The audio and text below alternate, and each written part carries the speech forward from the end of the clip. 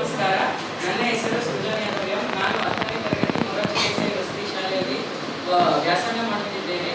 ಇಂದು ನಾನು ನನ್ನ ಏಳು ಜನ ಸಹಪಾಠಿಗಳೊಂದಿಗೆ ಕಿಚ್ಚೋಡು ಎನ್ನುವ ಹೆಸರುಳ್ಳ ಒಂದು ಚಿಕ್ಕದಾದ ಮತ್ತು ಚೊಕ್ಕದಾದ ಕಥೆಯನ್ನು ಅಭಿನಯಿಸುತ್ತಿದ್ದೇವೆ. ಈ ಕಥೆಯಲ್ಲಿ ಒಟ್ಟು 8 ಜನರು ಇರುತ್ತಾರೆ.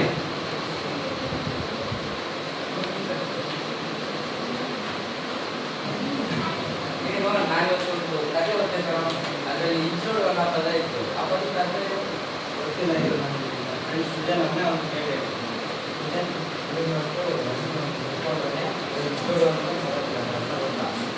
ಇಚ್ಚೋಡು ಅಂದರೆ 2 ಜೋಡಿಗಳು ಯಾವತ್ತೂ ಅವ್ರ ಅನುಕೂಲಕ್ಕೆ ತಕ್ಕಂತೆ ಜೋಡಿ ಆಗೋದಿಲ್ಲ. ಅವರು ಒಬ್ರಿಗೊಬ್ರು ಅವ್ರ ಮಧ್ಯೆ ಜೋಡಿ ಹೆಸರು ಮಾತ್ರ ಜೋಡಿ ಇರುತ್ತೆ, ಆದರೆ ಅವ್ರ ಒಂದು ಸೇಮ್ ಕ್ಯಾರೆಕ್ಟರಿಸ್ಟಿಕ್ಸ್ ಅನ್ನು ಇರಲ್ಲ. ಇವಾಗ ಇಲ್ಲಿ ಬೆಂಕಿ ಇದೆ, ಇಲ್ಲಿ ನೀರಿದೆ.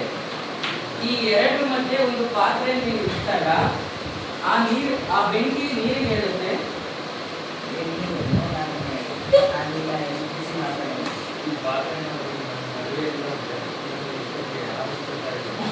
ಈ ತರ ಈ ಬೆಂಕಿ ಮತ್ತೆ ನೀರು ಅನ್ನೋದು ಜೋಡಿ ಆಗಲ್ಲ. ಆದ್ರೆ ಅದೇ ಬೆಂಕಿ ಜೊತೆ ಆ ಬೆಂಕಿ ಜ್ವಾಲೆ ಆದಾಗ ಮತ್ತೆ ಆ ನೀರು ಸಮುದ್ರದ ನೀರಾದಾಗ ಅವೆರಡು ತನ್ನೊಳಗಡೆ ಭೂಗರ್ಭದಲ್ಲಿ ಎರಡು ಸೇರಿದ್ರು ಕೂಡ ಅವೆರಡು ಒಂದನ್ನ ಒಂದು ನನ್ಸೋದಿಲ್ಲ. ಈ ತರ ಒಂದು ಸಮಯದಲ್ಲಿ ಜೋಡಿ ಆಗುತ್ತೆ,